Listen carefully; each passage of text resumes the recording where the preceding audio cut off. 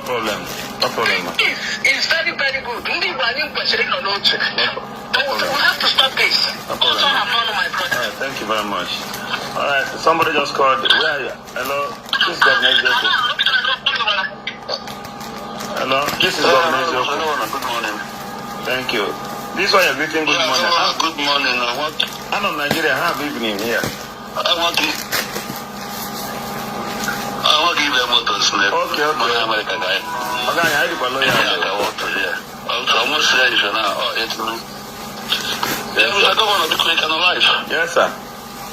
Can alive? Yes, sir. Yes, sir. Okay. Good morning, good afternoon, and good night.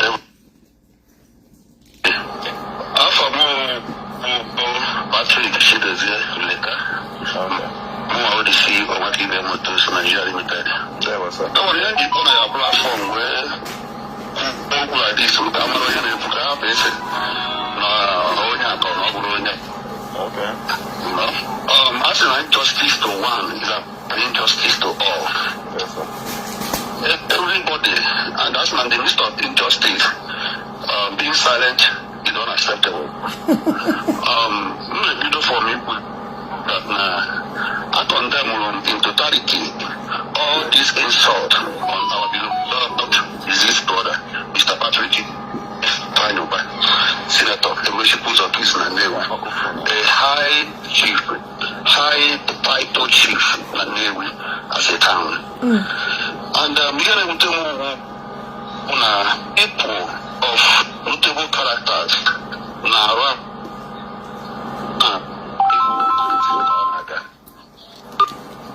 wish not to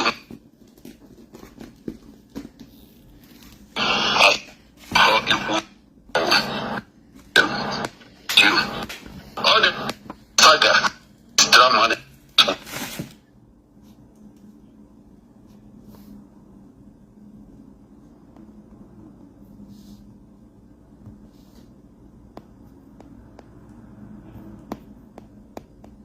To say on this side or on that side. Yes, sir. Yes, Anamano, I'm here. People, for that, I put my relationship or my family relationship with most of the people, and I had a legacy or stuff. If you understand what I mean. Yes, I understand. All the very pity. Like example, my grandpa here is my younger brother, my father's younger brother. Most people might not know. On the motor, my grandpa is here. I don't know if you're getting me. Yes, sir. Why didn't you feel to our then I got a whole way of that. Senator Patrick Ifeanyoba is a respected son of Nnewi. Ifeanyoba, the only son, and I was here helping when I Lagos, Radipot, everywhere. Ifeanyoba, the division, we make a show now for that human by. Ifeanyoba, only issue, the only service senator. Every person the number and with access to. I talk to him myself. Already had a on Facebook, Facebook. This same young man, I put the job all on Anambra State.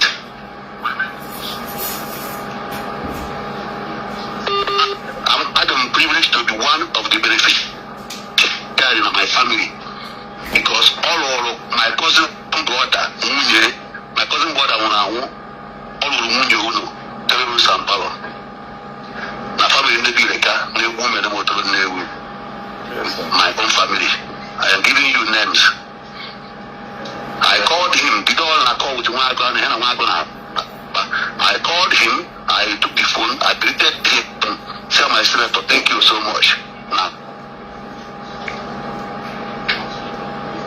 I can say yes. I can send you the video to the phone of another house, in our family, which I cared for the house. a ga-adọ n'ala ewuru na-eme caricature ihe niile abụrụ ihe egwuregwu. I said it the other day, say, let trend with caution. I trend down with caution.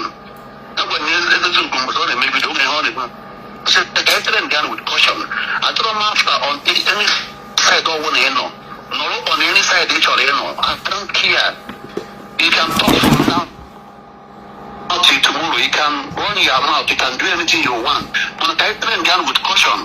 America, why in China? America here. America, in China. I draw my attention, one or two people. One going himself, one going to my uncle, who still by the way, draw attention. Get people to test in order. That's it. Eziokwu And Jpac. Capital and my uncle now best relationship even to the last door.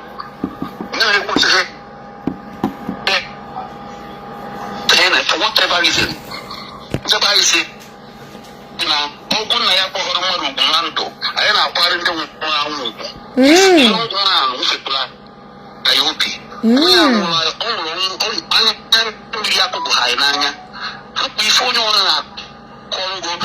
na-akọ ife enweghị isi n'ọdụ onye kọrọ si ebe a onye akọrọ mgbe emere ihe nke ife awụdọ okpokporo ya akụkọ enweghị isi n'ọdụ anyị na-ekwu na nwanne anyị gwụfọtara anyị ọnwụ mgbanwe obi nwanne anyị gburu alụ n'ịnụ mkpọkọ okpụsarị kpọkọ ihe mkpọkọ otu ngwa anyị ji eje ọgụ ụfọ ya isi ụgwọ na Nnewi ya ka pepụ ya apụta n'ọrụ ife onye fọ n'ụwa ife eshọ n'ụwa ya eji isi efu ya ọ ya eji isi ebu ya ọkpara na-aha mmanụ na-agba ọkụ ọsọ na aha mmanụ ọkpara na-agba ọkụ ọsọ na aha mmanụ ndị Nnewi nọ n'ụba dị wọd ndị Nnewi nọ na Amerịka enwere Nnewi Chicago enwere everything ama na ha nwụrụ because enwere onye m na-ekwu na Chicago with information na ama na ha na they take their own positions on how to follow up the situation. After all this here na ha na-agba na Facebook, time will tell. But I am speaking up and I'm condemning all this insult on our son, on our senior brother, our father, our uncle, our senator. And I condemn in totality. Any part of this, including now Jpac Saga on Facebook. Everything I will say, Jpac is I don't speak with Jpac. I don't care. Whenever someone at Jpac, once at the last month or last year or something, he was anchored program in our house. Anchored program, I don't know. Now we were on third. Was anchored there. I saw him. Yes. On the on phone. I greeted him I talked to him, I greeted him. How about this is I'm a family. I'm a God. How do you know I'm on Facebook? I can bring a different dimension to all this situation. I can do it. If I don't try you know me very well. Some people might know that now with the connection to what this is. I can bring a different dimension. Yes. I want to fight here now. 24 hours I will sponsor it and they'll fight it. Everybody that was caution. All this women on Facebook will ask me one year for the only is no one night with family. People are bleeding. Maybe it's no one night make it a caricature on Facebook. People I will walk up, no one corner. Now, when you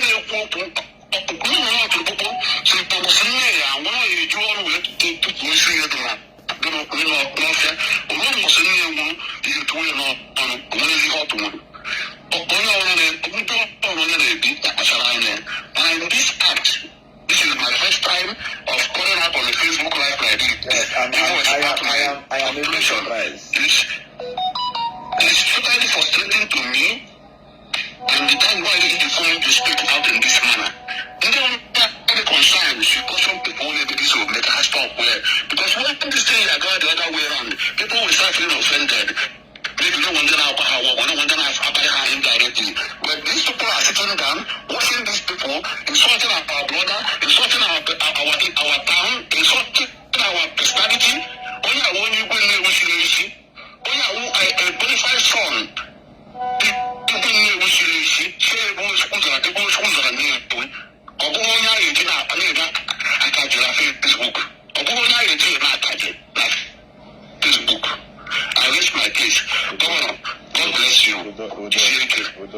let there be peace, okay? Let there be peace, sir. She can still, we can still put this behind. Those of you from Monday, we can possibly talk to Ogechi and also talk to Jpac. Anything I'm planning, see, I'm not telling them to make peace. The only thing I'm saying is, I will put the names of Hello? Ogechi, Hello? Senator. Is very, very Hello? wrong. Hello? I'm not supporting anybody doing that. It is wrong. So thank you very much, sir. Thank you, sir.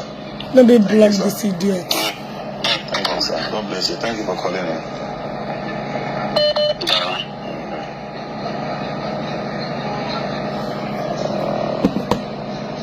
Hello. Yes, sir. Hey, I'm G and a player. I'm Come do this phone and a player. Jpac Saga na Facebook. Everything. Should I put it on loudspeaker? I think no. I have to stop people from calling. Let it not add more things. I don't know how you feel about it. I don't know.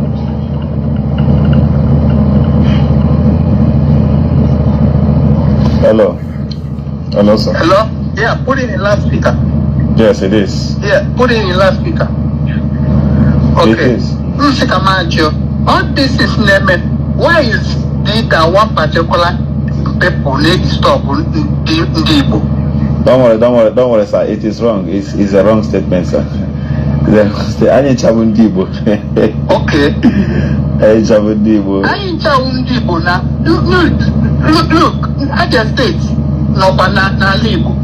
Half of on Facebook, I mean social media. Igbo State, no one, hand up on social media. Don't worry, sir. Don't worry, sir. This kind of statement, I didn't make kuna internet. I didn't. Please, sir. Don't be offended.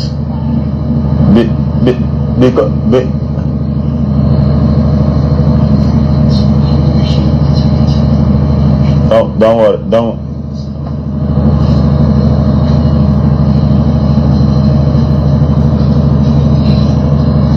Okay, sir, let me call you back. Between life and death. Let me call you back, sir. I don't want to add more flames.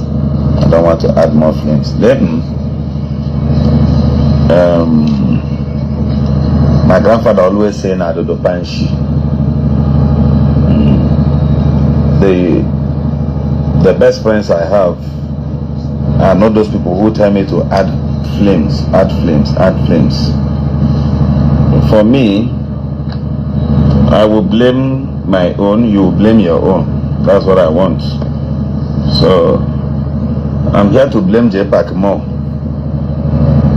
because he's the easiest person I can reach out to. So whom I know, if I blame him, he will not be offended. If I blame Ogechi now, no camera, which is wrong, you know. So for me, Jpac, my dream is he blame. Most of the times, even though when I end on a church, I just the other I wrote on his page, he just made a wedding. All too much of those things, you know, all those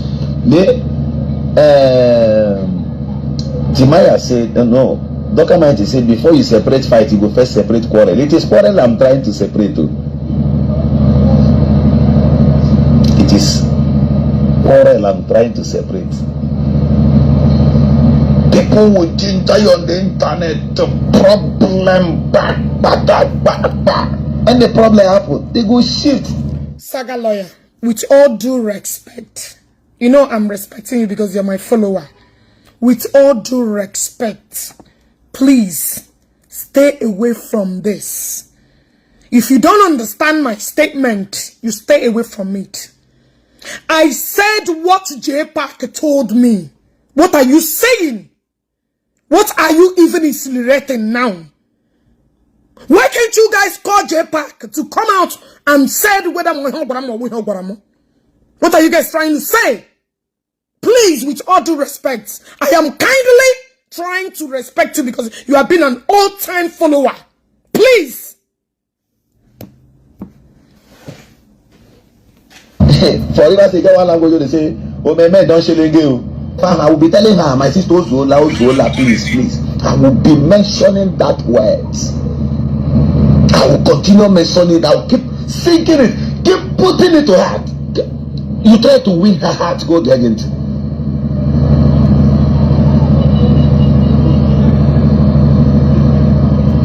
But many others, I wonder how they do.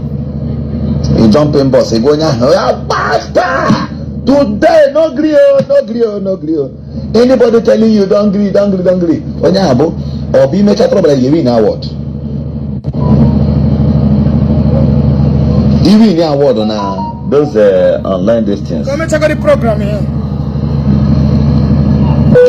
When you get again.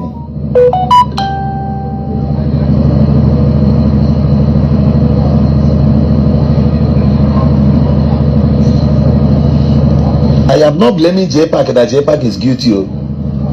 I'm not blaming him that he's guilty of anything. No. I'm not telling you no Guru Mother or no Merenka. But my reason is so that my friend will no longer engage with people on certain things. Although I say I'm again at Jpac is guilty of it. Jpac is not guilty of anything. Like Jpac and the family. Jpac is not a homo. Jpac is not as far as I know.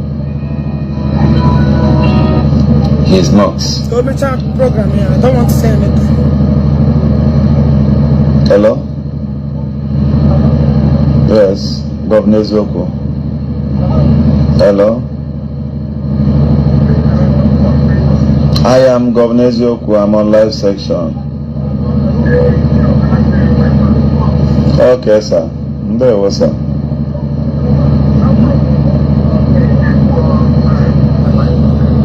I'm on live now.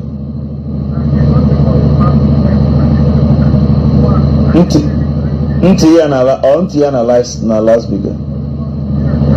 Because it's you, so I can't reject your call. Oh, yeah, go ahead. So, I know you didn't come at Jpac. I don't get you. And you say you blame Jpac. Oh, me as a friend to Jpac, I blame Jpac. Never know any balance house and where they don't know. You know, however, when they are associated with somebody that you know is ending you. And then you're in associated name when you keep anything. Sorry, I know. But eventually, we will, why Ogechi will mention somebody like Patrick Ibanyoba. You see, but what the Saga, when you see when I go there. That's why one governor is open. When you make it out when you went to I'm not even when you say mother, you are a fool. On your case, and in beauty and a brother fool, your money or the whole family that you are a fool, that the whole family will fool. You are not on the name that you are fools. By a certain Ibanyoba. That man is a nice man and a good man. Sorry to tell you one day that I when my cousin brother all you for this year, near 10 million naira which is that. How many people have buy? He has kept a very good legacy. That girl, I'm also I'm all a popo. When you own a popo, because I don't want to back. You the girl just very one day never, but no way, before what you name immediately. I will advise you for him to come outside and apologize, especially to find your past family and then apologize. I will tell you to Jpac. I'll tell you Jpac and also achieve your Christian one. My government, when I show that's that person, half another person. Oh my God. I want to tell you about doing your proof. The people of America have that plan. Even America have that plan. Or the Korea.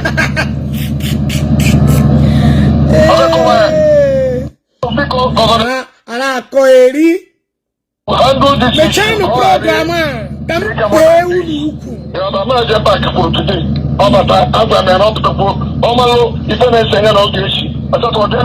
come outside and apologize. I'm not a matter can actually go to Facebook. Oh, baby, I told you to go Facebook. Go to the Ghana bomb. Calafaya, no like a season, Maria, or Ivana Putin. Oh, you put it on with your prison. This is why. You want to know so first, I didn't put up a This is why. I'm only respecting one person. My friend, please. Handle it like I'm a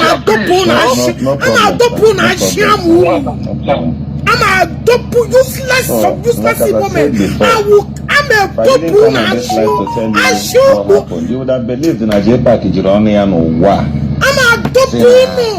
How on earth does any of you think that Jpac is joining? No matter how stupid all the Jpac can make money and wase na ya gaha bo senate ifanya oba na onye nka ofu na ofu na si aton no these are dirty stories. Sometimes to you things you listen to because it is hopeless. Saying it and begin Anyway, to qualify you that is listening to that thing as a fool. Okay. The standard of senate ifanya oba na mmadụ na-akpọnụ ntu gị ewere fonu gị your squad ha na dia they were cheche du mụrụ na ebe na-erekọdụ How does people always listen as blacks isi anyị brain anyị ọnwụrụ complete. You got to explain it. Talk to them. Wait. You're following Everyone, this woman. let me see a way now to call I know him. there's so much. Let him come to if this you live like video it, and call tell him. me I don't give a that fuck. this is what he said. Okay, boy. Ogechi such thing. I don't want to go this far, but I think I have to now. You I feel like eBay, I don't give a fuck. I don't know the time in China. And you never want to challenge. I got late here. I don't know why you guys are talking rubbish. When I go film, I'm like a one person, but I don't go to TV, you said I go that, scatter about I don't remember see when it comes to you said that just look look at it it first. very You be fool. You be sacrosanct. Don't let me block you from this page. I'm look on at me, I got to comment that 110 years flew up. No one sense. In a book, 10 I'm very going, you might call him, I have to bring Jpac in. Bring him in. I'm waiting for the bastard to speak anyway.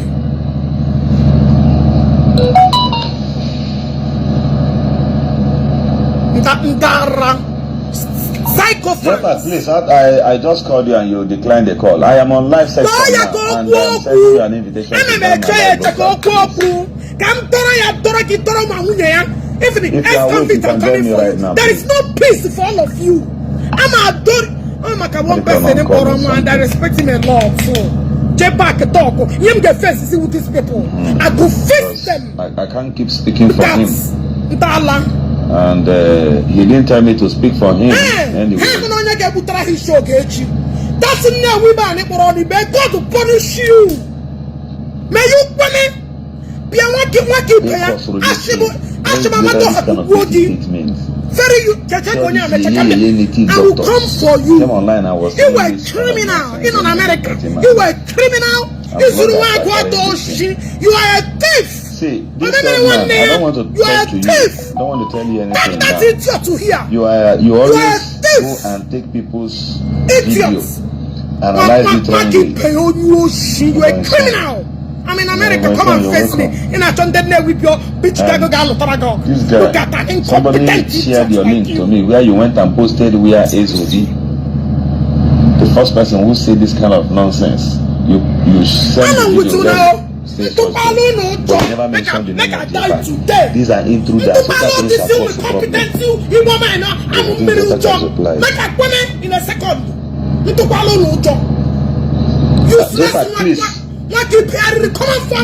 Go out of Facebook and join back again. Like you. Do you think I'm afraid of you? Jpac, because my destiny. Go out of Facebook and join back again, please. Some Igbo men, you hopeless. Let me bring in some persons here. Bring whoever you want to bring. I don't give a fuck. But the Chinese program, I'm here. I don't want trouble. Bring anybody. Don't be afraid. Anybody can say whatever they like, and then we're going to the same rights to say whatever I like. Bala. Foolish, incompetent, lazy man. Bala. Friend money and up, Ogechi. That was what Jpac told me.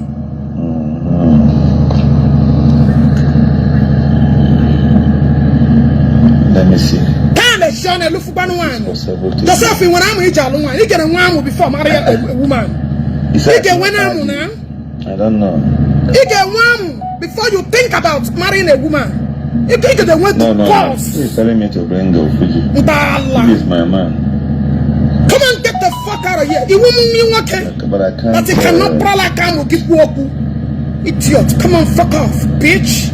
I check on Jpac. Jpac, please, if you can use any little Facebook account to come in or any other lower page, I don't know. My network is okay. I can bring any other person in if I try. Ndala, bunch of fools. Okay, Beniku, I can make for people who you are. Anyway, come now, go be quiet. Go image yourself. Let me be quiet. Let you finish. I will game J John on here. You are my problem now. Since so bad, I'm going to go late. There is no problem. Look at them. Look at them. Look at them. See them. So, Jpac, I'm waiting for you. Want all this. You are the one I'm waiting for. Oh my God, one person in there respect it. No, na high hierarchy, madam. Jpac and get I want them to slide. Makachineke, I am ready for you. Calmly. Not. Look at them. Ogechi, that man no joke again. Maybe don't panic back again. I don't understand. I don't fucking understand. What you pay? I don't fucking understand. I'm not a party to that. Not the one who joke away. Never be. A criminal like you, on one shit like you, that are busy eating people's money. Mama Magu joke again. Ogechi, don't suffer. You that have no balls. This matter to slide. The thunder fire you. The comment, yeah. Idiots. Let me see if this. Useless, hopeless man. Look at you. I go on dead we are Kegage. I go on dead we are Kunyegi. As to say you be who? Let's see how it goes. I'm waiting for you to finish. We don't need peace. All of you. We don't need peace.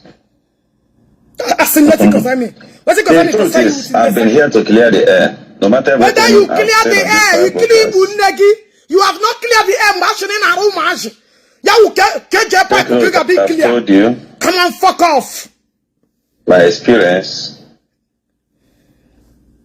And that should be enough. They pretended to love Jpac overnight. See them love overnight love. The bloggers. Come on. Sometimes you look at people say phone on camera now. Jpac is the main target. I don't want to show the name of this. Sit down, gathering. Oh, we get many of them. No camera. Look at them. Monday cannot English. Cannot even fight for themselves. I don't know where men allow. Why men allows. Finish this your program. Can there be certain women one after another? Can there be the wound you can get today? I'm not going to with the mad. What keep paying one more jacket finger one? You won't yara. Are you not? A very hopeless woman. On your shishi, a betrayer that betrayed Uncle Yan. And I'll be with them on. The request is not. I don't know. It's not being granted. I don't know what's going on. Keep here. Let me block this person. This is a fake account. A hopeless man. Edward. Shut up. You're not a woman. You are just a hopeless idiot. A very useless idiot that sponsored Ken. I don't know if it's. Let me change to Saga page for years to be Saga in Ogechi. Network should be better. And I'm a pota. If I know power, then negi. If it will work. Come on, fuck off. I don't know. Look at them. Look at them. Go get Sibalaga Seru. Go get me. Look at the ball also called this again. I don't understand. Come up with any more hack again. If I may ask you.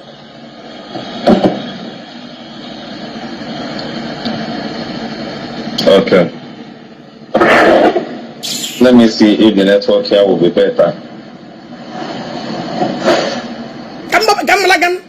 I said you useless incompetent man. It's like the network in China. You come one place. I Why are you guys running panicking? You make a comment, I will send you an invitation. And I receive them. Panicking. Like how many you guys are. Come on, get the fuck out of my face, also. We are making contact. Now Chicago. Fuck you! Fuck you! I don't know why this thing is. Joseph, you long one first before you come to talk. You should mercy for yourself to be a real man to marry someone like me. Because it takes a real man to handle a person like me. You are a weak man. That is why you are afraid of me. How would I do this? You are too weak. Or should I call him It takes on 3 WhatsApp men call? to handle somebody like me. On WhatsApp video call. Is that possible? It takes 3 men. Because you're not man enough. That's why you're panicking. Come on, fuck off with your long one. And be a man. Network is bad. Idiots. Imagine no one nobody go marry him. Come on, go and be a man. Stop being useless. You are a hopeless idiot. Don't give a fuck. I don't know what is wrong. I'm waiting for this to finish program. I'm waiting for him. Can beat up the wound. Can swear you know. Let it not be as if I'm taking him on our way. I'm look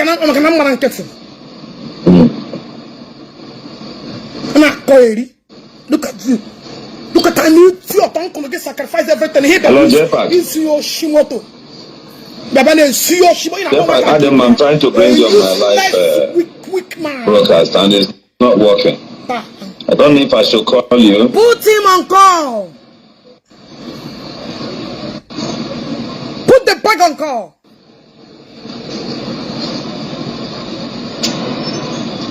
Okay. Either I should add you here on voice, normal voice. Would that be fine? I'll try anyhow. Okay. Put him on speaker. So guys, let me call him.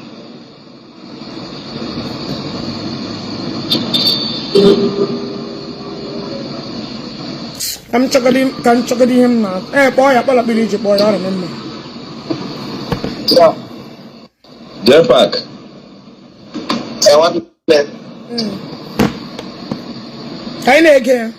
Yeah, nah, network. You idiot. I'm like you idiot. What about my network? I don't know my network. I just this live video. So, minutes ago. And I don't think it's network. Maybe it's from the area. I'm outside and No, I don't think it because I can't call her as I hear you clearly. Perfectly okay. okay, let me call you on audio. No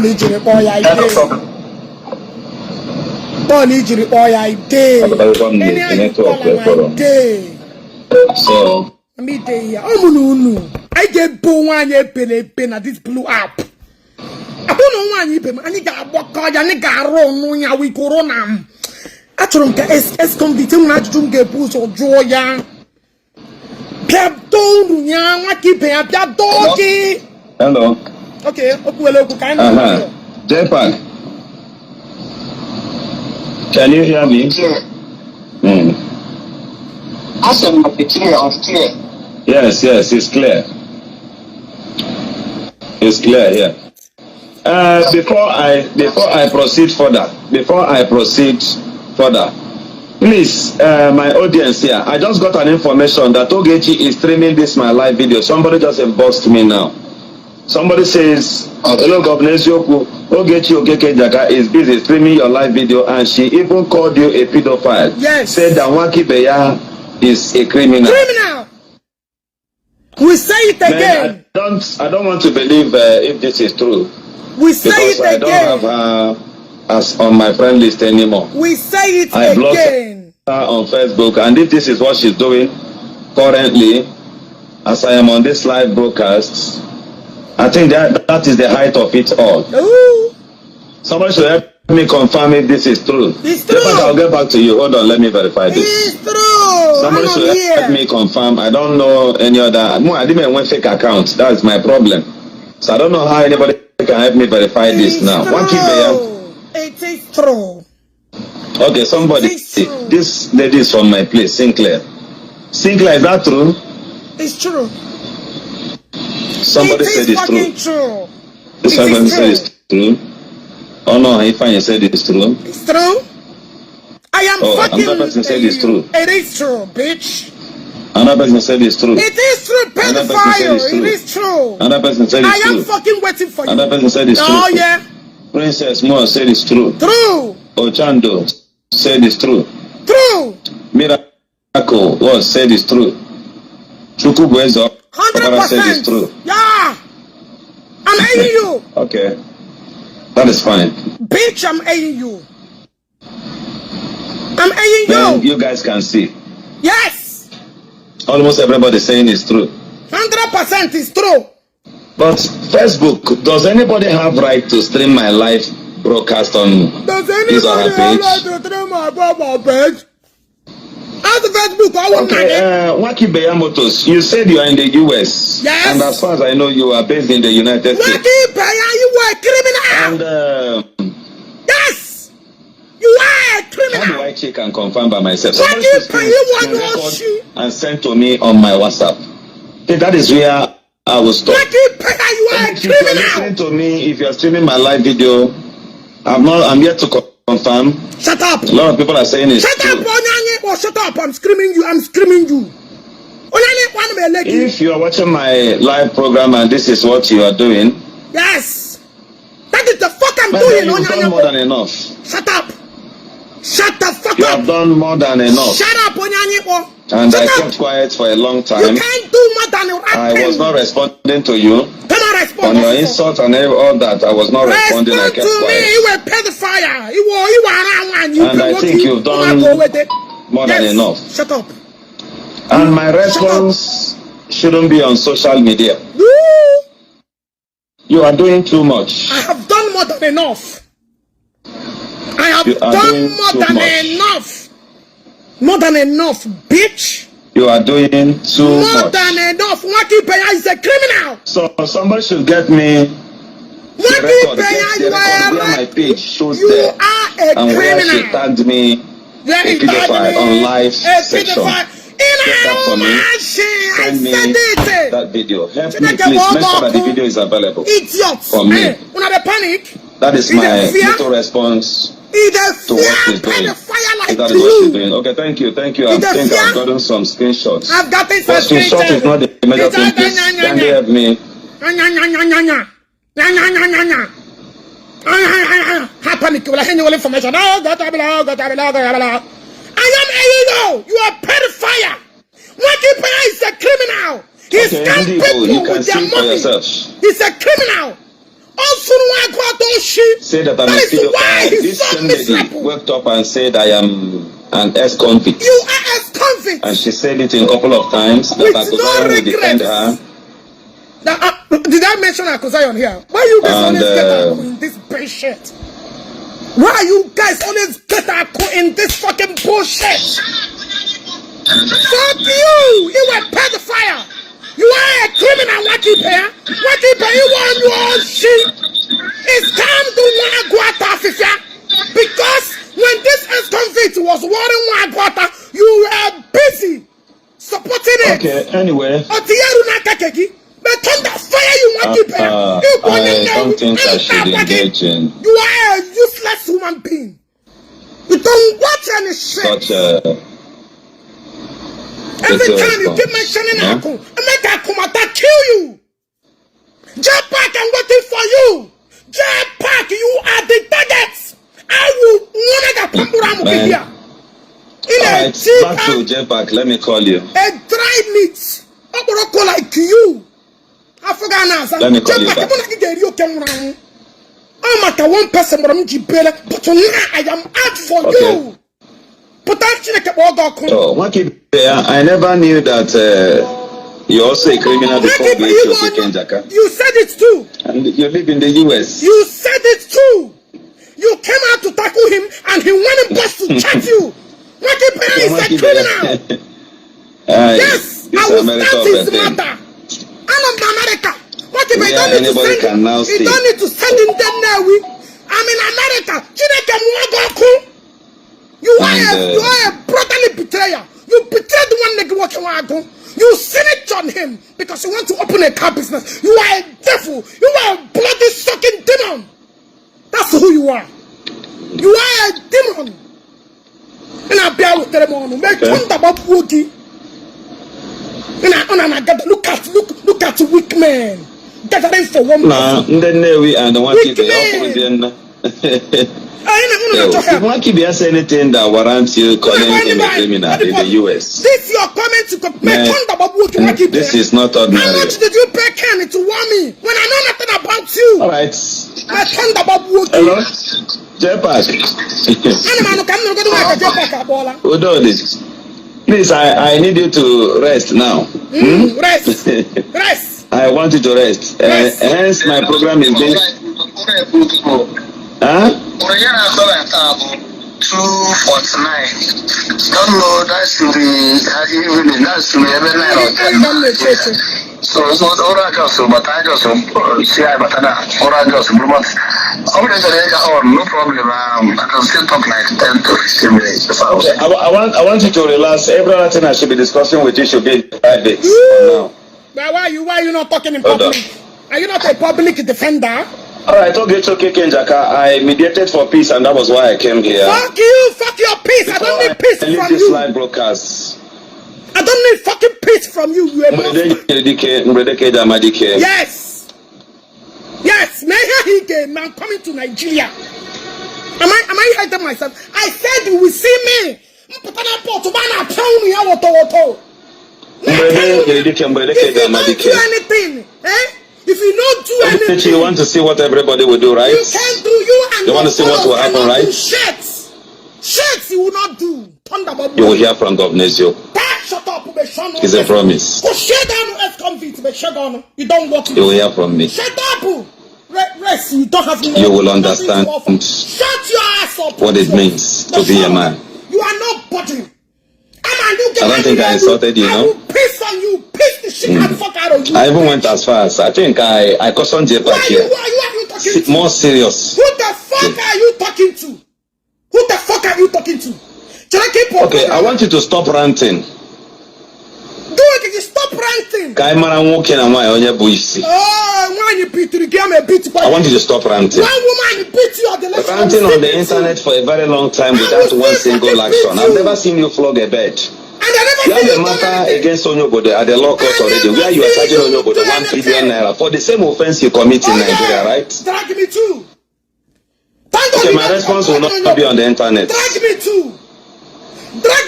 My response will not be on the internet. My response will be made available. My response will not be on the internet. Get prepared. And get fucking prepared too. Get fucking prepared because I get fucking prepared. Get prepared because I began phone. Come on, Joe. I am fucking 45 phone matter. Idiot, hopeless man.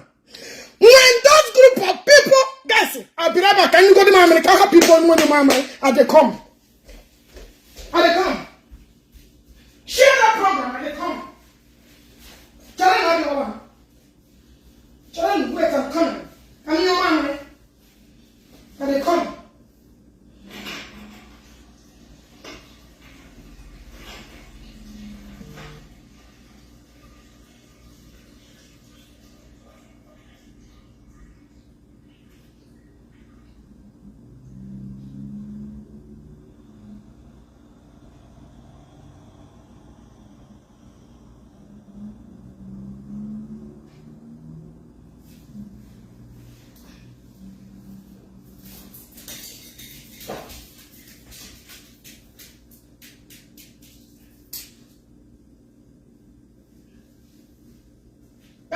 Just hold on, let me pee. Idiot. Useless set of incompetence.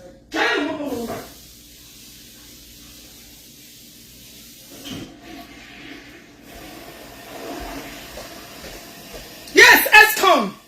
Actually, when he came, I I said you will not do pam. I am coming to Nigeria. What? Let me tell you, Now, ex-convicts, those women that are busy sharing our women nude, you are in their pages. You've been following me, and you know what has been happening. Have you come out and condemn it? Those your following women, then have you come out and sit on this your useless platform and condemn it? Have you called on Igbo to come for your group and company that are busy selling women nude? Have you done that? Have you done that? Haven't you been seeing the idiots that are calling you where they are busy selling nude? Have you done that? Have you fucking done that? What do you pay us man 4 million? Have you come out? But when you were chastising what was there supporting you, I remember the very first day you mentioned his name. He said, everything in the chain, but on why? Because you have been inside 100,000. Get mature. Have you asked those your group and companies selling and buying? Don't you? I saw you one day commented on a platform. You are following them. You are commenting on the platform. What justice are you seeking for? What peace are you seeking for? What peace are you seeking for? What justice are you fucking seeking for? If I may ask you, blind hippopotamus, that only use one eye to picture up homage, may God punish you. May God punish you. You're a pedophile. Oh, you have forgotten when you said my daddy promono. You have forgotten when you called me a show. I have those records. Oh, so you will chastise me? So when I retaliate, that's again, you are a bastard. Oh, you have forgotten when you came out on your platform to call me a show. You have forgotten they said, now my father promono, you will prove it. You get proof everything I'm promono. I am waiting for all of you.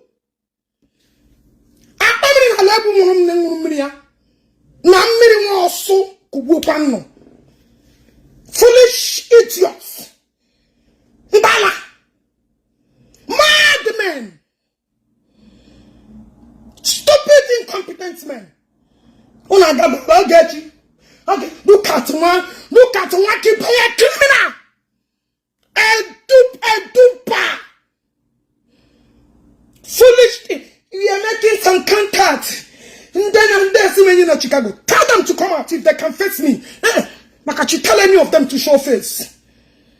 Can't bag that side the craze. Stupid idiot. Jpac, I'm waiting for you. I am waiting for you. In case you get today, a call I received from the high to let you be. But if I'm many,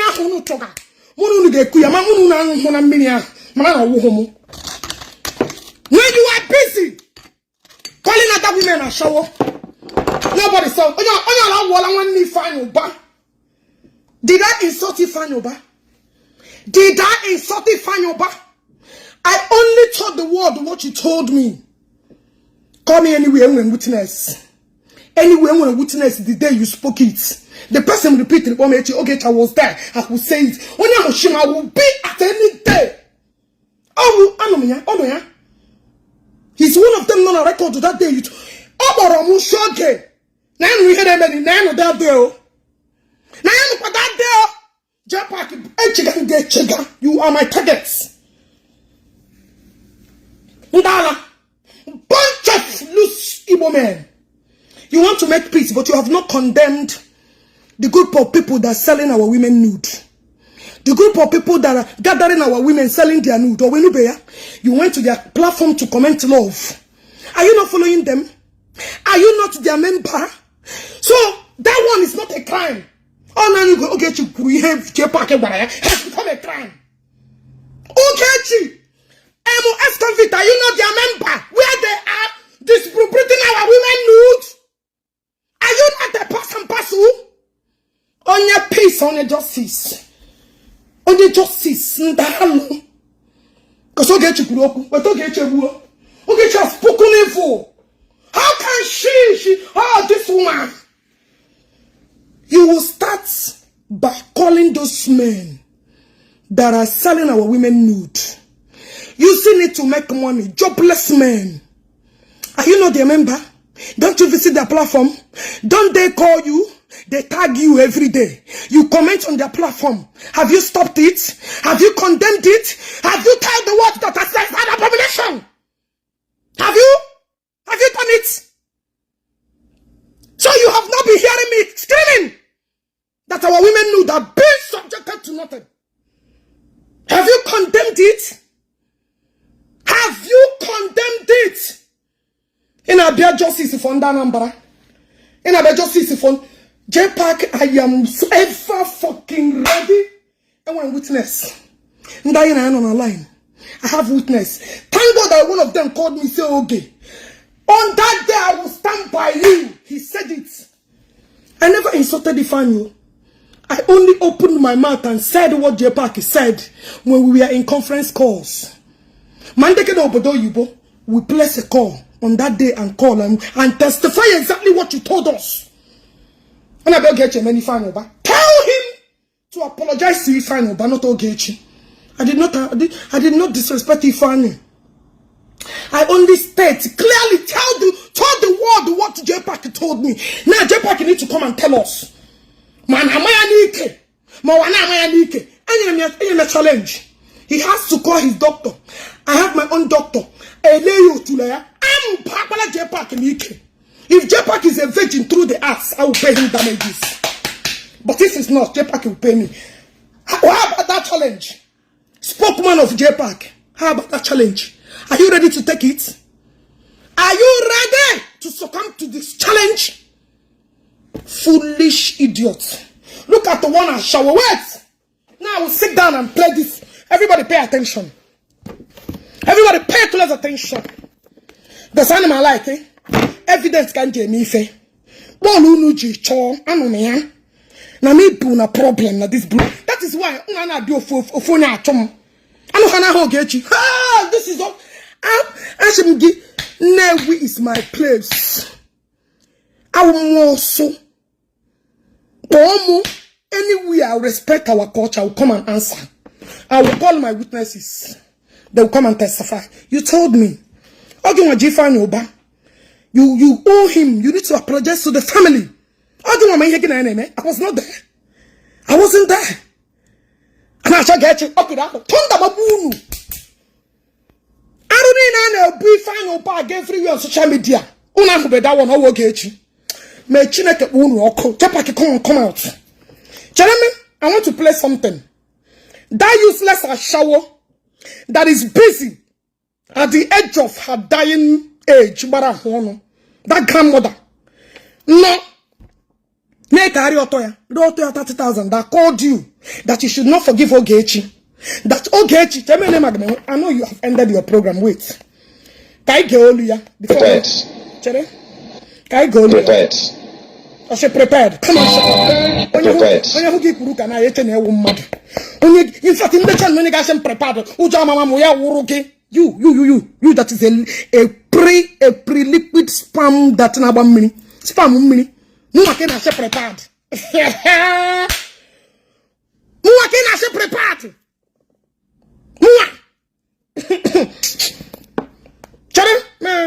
This useless program. I don't know how people behave. Come on, Jpac has not told you that he's rich. Wait. All this place.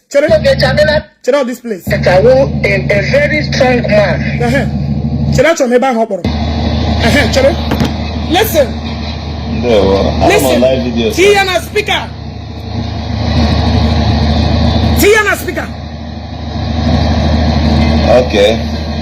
Alright, go ahead. Okay, oh my God. No. I don't know.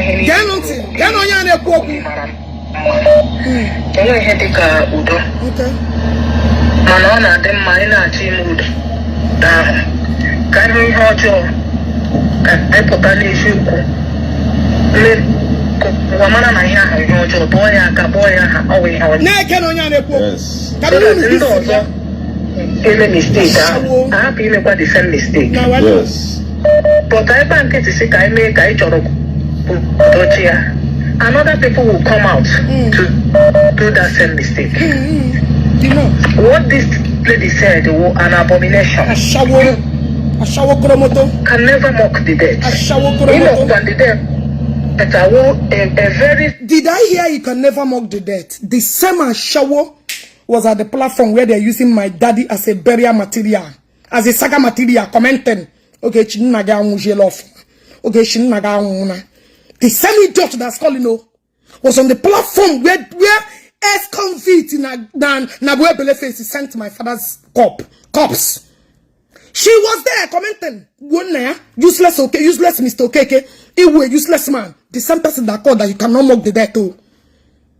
She was there commenting. Did you hear it? She was there commenting this Apuna. Rihanna group 30,000. She was there commenting, hampering people that are using now more than my father because of cost of Jpac. That's the same idiot that called you cannot mock the dead. Did I mock the dead? I didn't do anything. I stated clearly what Jpac told me.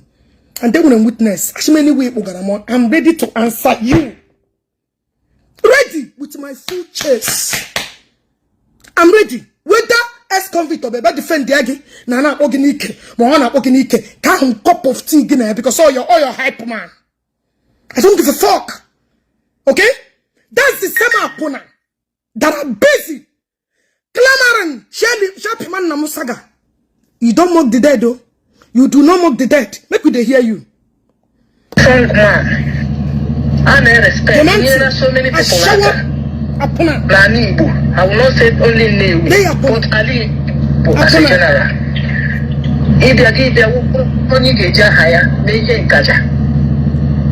It's better they put a stop to that because if they don't do anything on this, another person will mess this up. Okay. Because I will call this a mess up. Another person will do it. And I will first of all, this is bad. I will first of all start with you and your groups that are using my father picture to mock him. I'm a first bitogi. Because if I don't deal with you, other people will not learn from it. I need to fuck your ass up. Yes! Anything you put off from you that I have already destroyed in Igbo. Yeah. I'm an idiot. I know they for arrange call. I say I know they like anybody to call me. Because they give me evidence. Evidence is my collar. Evidence in G. They are my collars.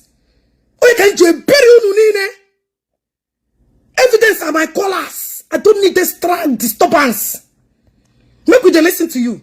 We have to let the world know that yes, it is wrong. We put an example to it.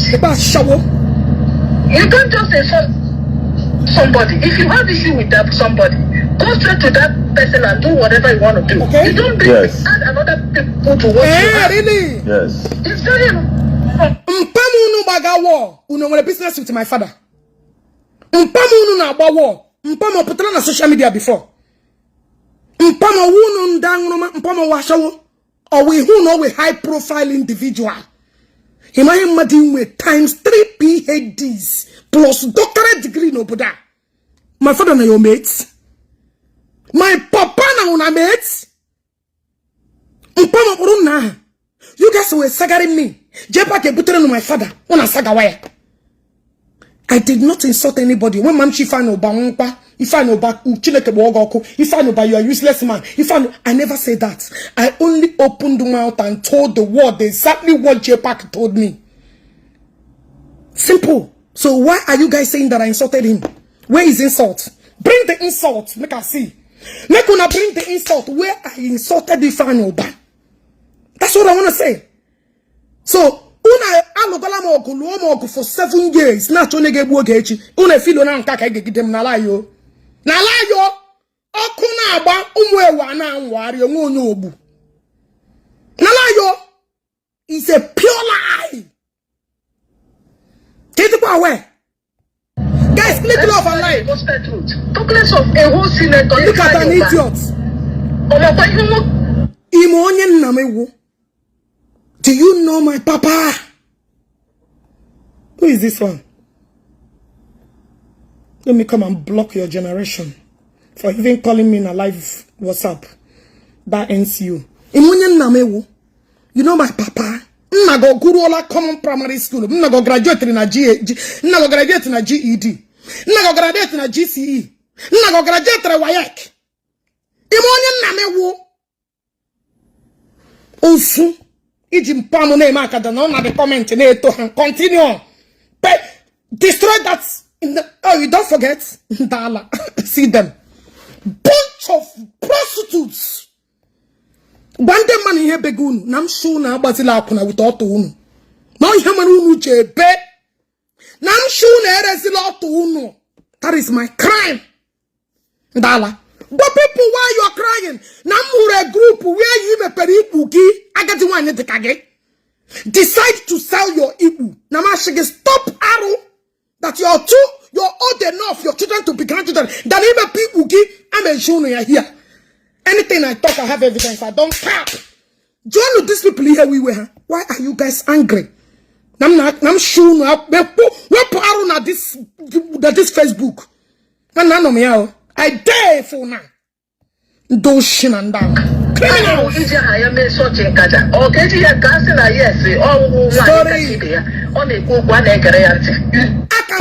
I am responsible. And I'm about to like you. I'm not a shower that low young boys to Hana deceive and I get her green card. I am not you with your mother. You and your mother are criminals. I'm not you. Ebo like boom. Be a ex-convict. That one prince Ebuchere and a chibi. In a hotel na to ake bag ebuya. Did you find out who you're talking to? A murderer. People who show but you boy akabana babuha. That is what that woman do. That's her job. Don't accept. Watch her. She's a non-notorious criminal. You know, point and kill. Nigeria. That is what she does. The man went, portrait I get me booze on what they just see in this year. 2019, I don't know who she was. Before I chop it on. She came back and apologized to me. The same idiot that called in. I get she managing. Oh, Papa, I get no places so. Oh, Galo Jana Hotel. I told him about mother. Oh, I get no we honor. I'm going to evidence so. Evidence full here. I'm going to give my color is evidence. I don't need colors. Read comment section. John here we were. Nam she here is a lot of they should stop prostituting. That is their anger. Dala. Don't insult anybody on the social media. It's not only many people that will fight this. You. One of the useless Ashawo Igbo woman. You. One of the useless. I don't know. You are in America. And you cannot do what others cannot. You are in America. You are even in Chicago here. Every day you rant. You that is, your character is dirty. That you are condemned physically and spiritual. You are among the Igbo that will fight waiting. Hey, get your nose over. Chineke. But say no, enough is enough. So that another person will not make this mistake. You. Yes, we want peace. Let peace reign. But I don't want peace with the murderers and thief and a prostitute. I don't want peace with Ona. I don't want peace. I don't want peace. I don't want peace. I don't want peace within the people that destroy the land. I get bills so that cleans here. Dirty. I don't want peace. Why? I can make people and my people I can mesh. I go open people's eyes.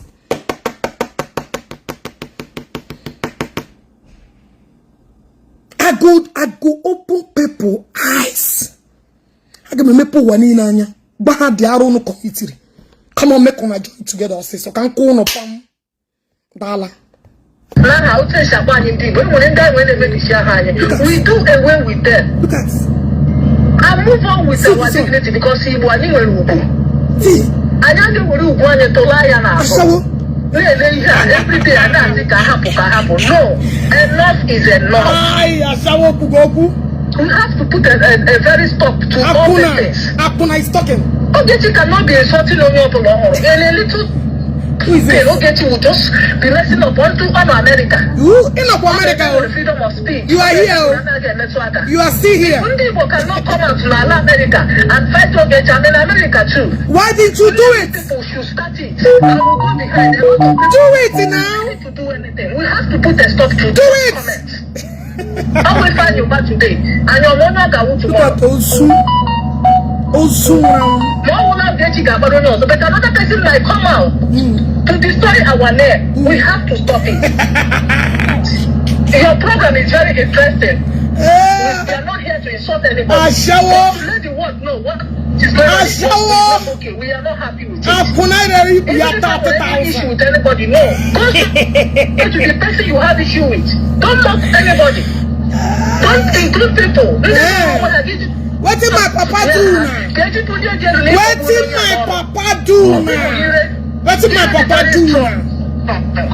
That anything they put on. Oh, even here is strong. I'm a player who did it. Ogechi have said a lot. I'm a bad people. It's high time we the Igbos gather together and know what to do about this. We have to put a stop to this madness. This madness.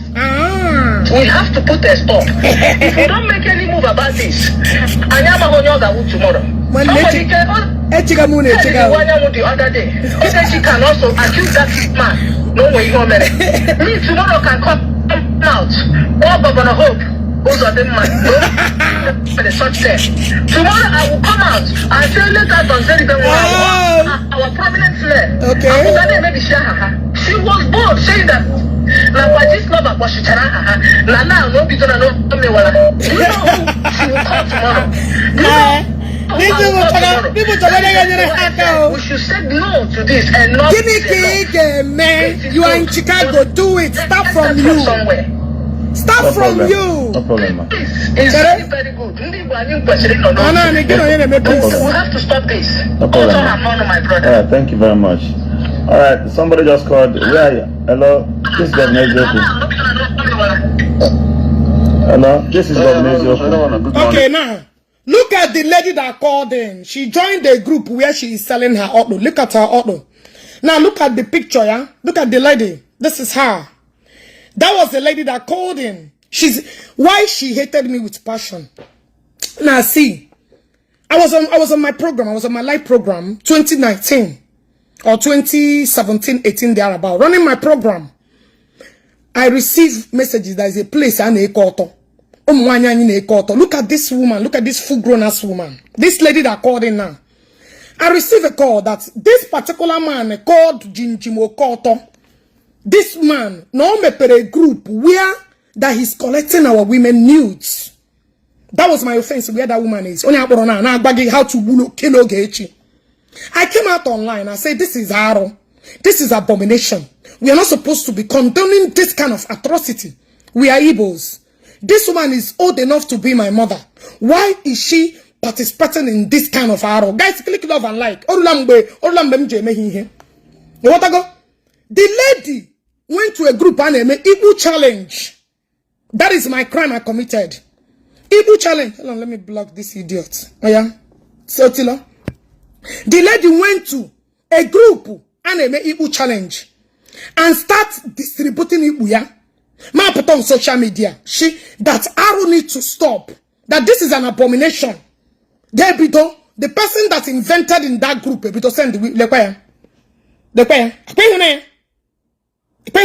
woman, as I'm talking to you, is of age.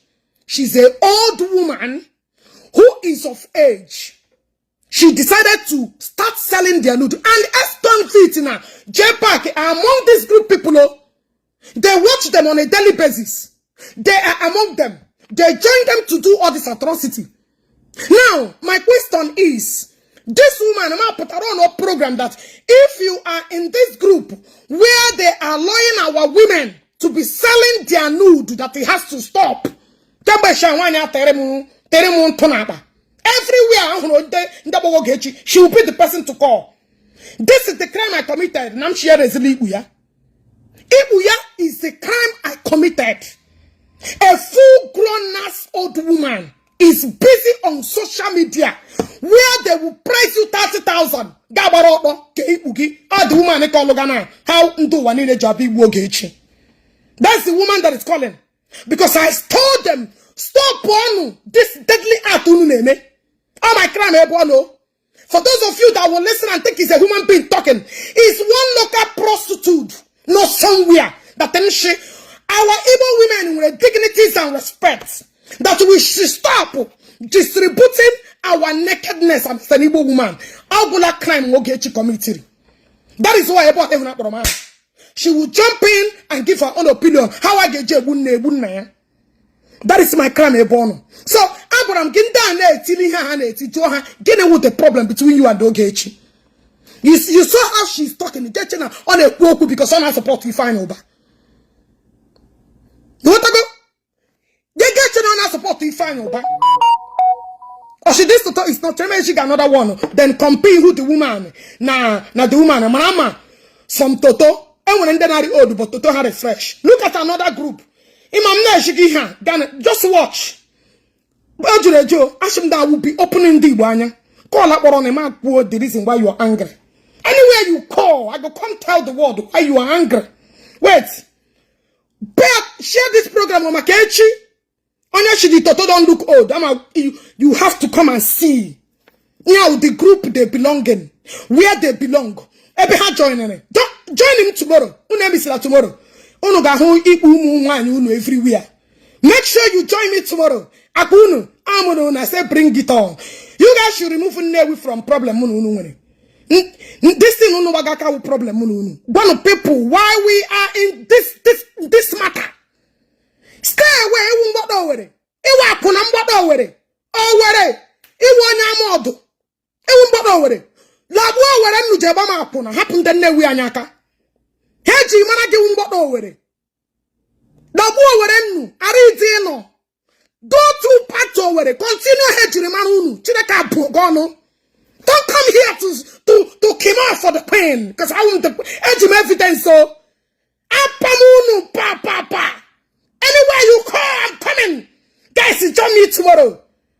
Make sure, Amununu, useless idiots, prostitutes, you think you shut me up by calling?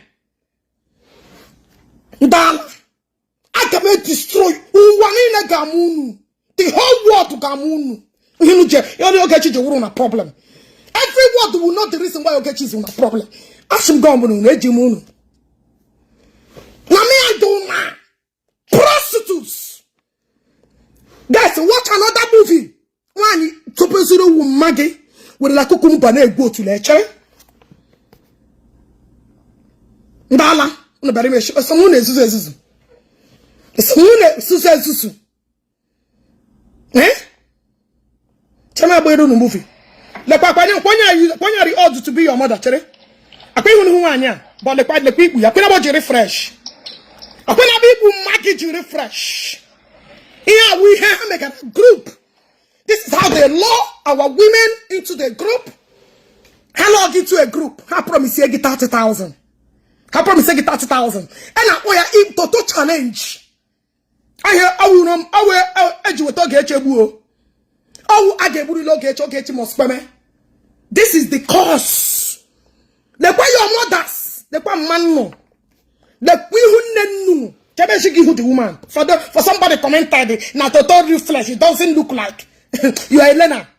I got my buru no movie tomorrow. Bianeri ibu ndu unu. Chineke wopu no in a call now. Time will run against me, but I will try to do as much as I can. Chere? Ndala. Look at them. Governor ex-convicts. Since I've been preaching again about this group and they go to where were you? Have you come out and condemn it? Have you come out and liberate our people? Chineke wopadoku. Lepa magi. See your grandmother. Your great-great-mother. Let Maggie ki deceive because of hardship in Nigeria. Gaga daya one room. Deceive all your mother. Ex-convicts, haven't you heard about this? You will start from here to save our Igbo girls, to save our Igbo people. That is where you should start from. No, they call him Newi. Newi has nothing to do with you. These people are not Newi. They are, part of them are Umo Werenu. They Imo State, you know. Majority of them are afforded from MPC. Don't worry, tomorrow I'll come the show now. Start where the problem is. No, they come, they bring mouth to me. Uno paro. Umibo, umwako for the paro. Hapata, I get Ogechi. I get Lucky Paya. Unyoshi. That's it. Wagwata raise you like his own son. Gapata do boya scam wire. People will know you. You Iba Bananaka, the wrong hand the Kebaba. Look at Unyoshi, criminal Wakibe. What made you a woman? What made you an Inewi man? A bastaba. Criminal like you. He was busy supporting ex-convicts. War. You did not call him for one day to condemn that made you who you are.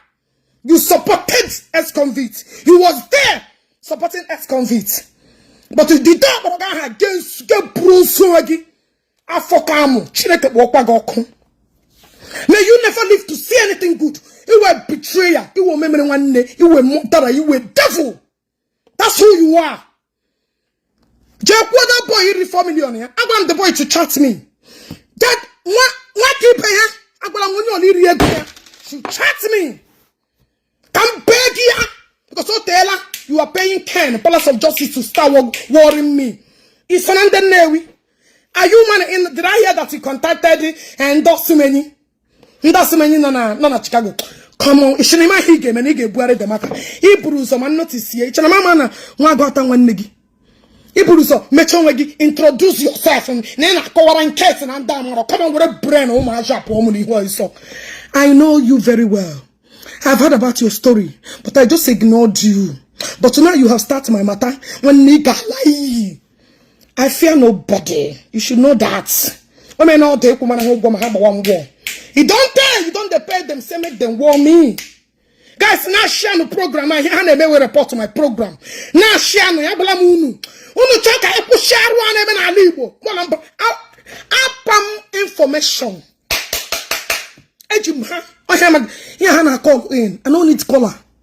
Information are my callers. Information are their callers. Because they give evidence.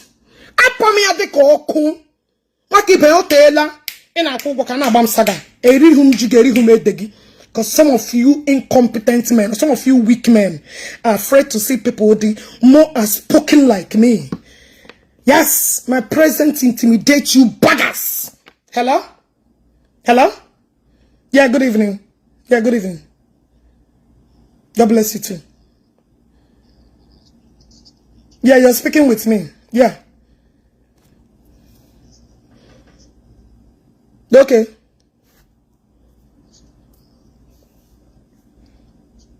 Go ahead.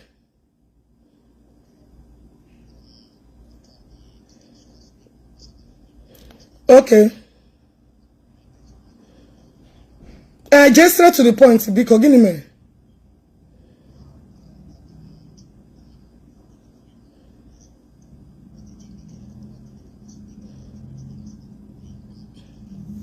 Okay.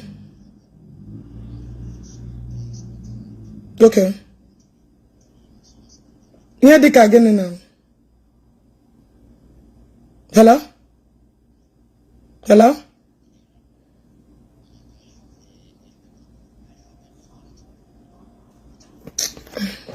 Okay, we him Korobia here. Hey, what I go? So what keep your telekuara Ken Ogo to be sagaring me?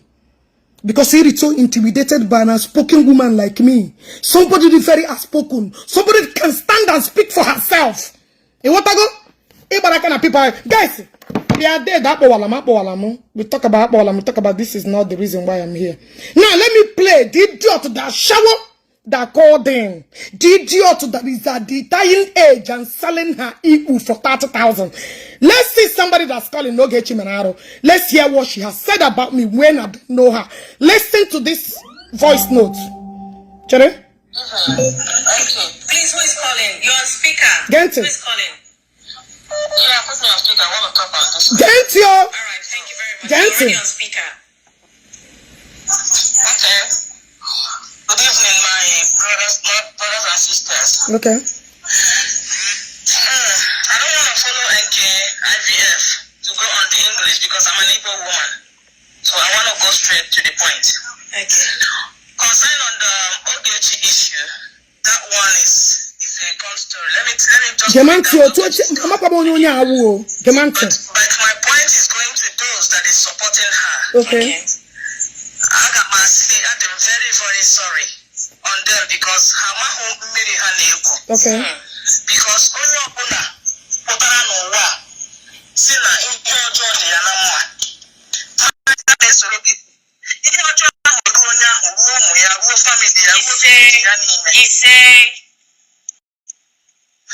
On the side of this useless idiot, that useless Chukuku, that fool have even invited me. That useless place. Are you serious? Just for 3 weeks. Wow. Yes. They will tell him somebody could have said something like this. From up town, I blocked him. Tell him I don't know he's a nuisance. I'm not man. I don't see people why. He was even telling me when I'm going back to America that I should follow through his way, and from there I go. He was disturbing me. I'm going to change the ticket. If I'm going back to America, I should go from his way. I'm like, okay, I will go today, I will go tomorrow. I was just posting him to see the kind of person he is. So don't get me on this thing. I tried to call him and say, why are you involving yourself in this case? Are you supporting Evo? Who is that? Are you supporting Evo? I said, no. See, why are you supporting these people? I'm like, people called me and put me in a two-way store with Fortunate. Yeah. And Fortunate said, oh, the guy told him about Mazi. And I still stand on my ground by saying, leave yourself out of this matter. Always stand on the truth. What Ogechi did is very bad. If you are supporting it, believe me, you will never get nothing. You will never see any good in your life. Amen. Stand on the truth.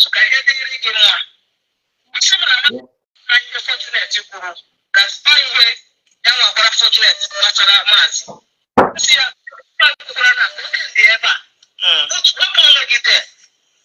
can't believe that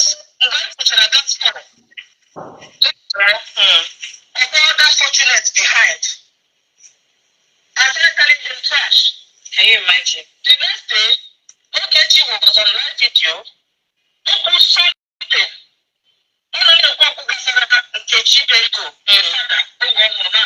Yes, I'm like, you are going out of hand. The fool said, no, I don't know who is commenting. Come on, get away from there. I laughed at her.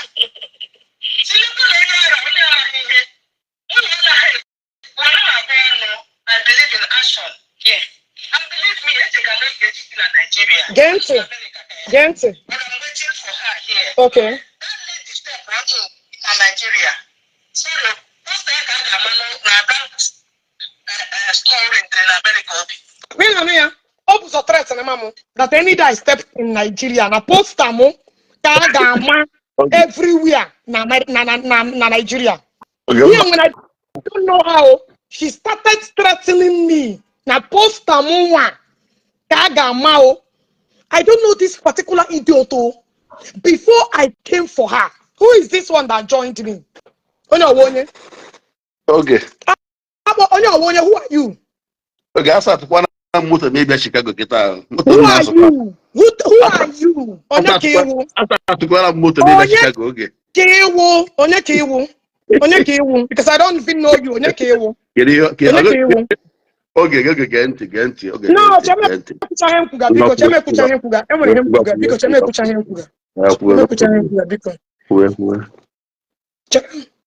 just give me a minute. Make put your No. All Now, right. The EFCC. And when I had both sides of the actual man, EFCC, actual man. What is going to those that is supporting her? Okay, Gamante.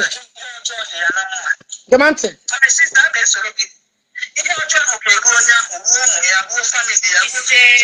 He say, on the side of this useless idiot, somebody could have said something like this. And he might know, if I'm going back to America, I should go. Are you supporting him? I say no. See, the guy told him about Mazi. I said, you're fortunate. Ogechi was on live video. Open something.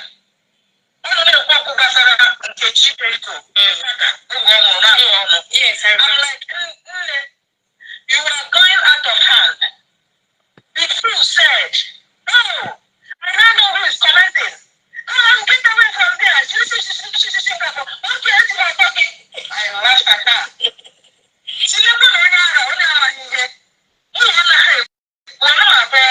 I believe in action. Yeah. And believe me, I think I make the chicken in Nigeria. Gentle. Gentle. But I'm waiting for her here. That lady step in Nigeria. So the first thing I got in America. Okay. Okay. Because In Ania. In Ania. In Ania. In Ania. Oh my God. Ogechi cannot come back. So I will say something on that tweet or that book or whatever. Another woman, I'm telling you. Anyway, all this side come to When I came, I'm this woman. She started problem with me, and I came. In Nigeria, I gave a post. I gave a. Now I gave make sure na burugi.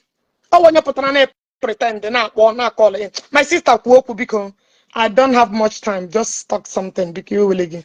Well, Okay, one name like Otebiaka m joinere.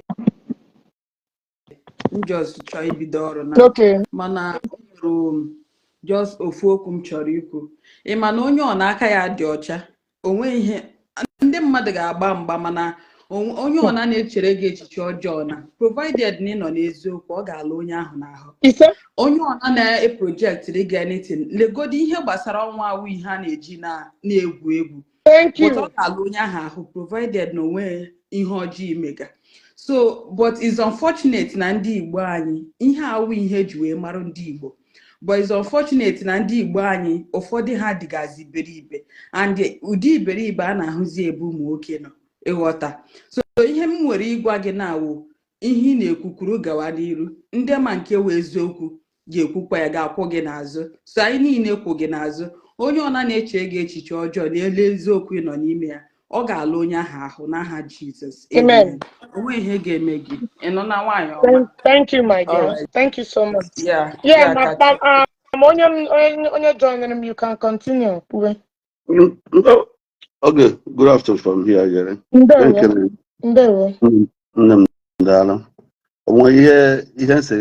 Ihe ndị join do achọkwa nke ijọs ihe mma jere anya na live video otu ya isi ekwu na live video onwogo since iji mmadụ na live video onwogo ebe fọrọ mmere shot for one day before but be real hapụgoro maka na na-ewe iwe ma na ide ewe iwe onwogo ebe fọrọ mmere shot one day na live video my brother yes.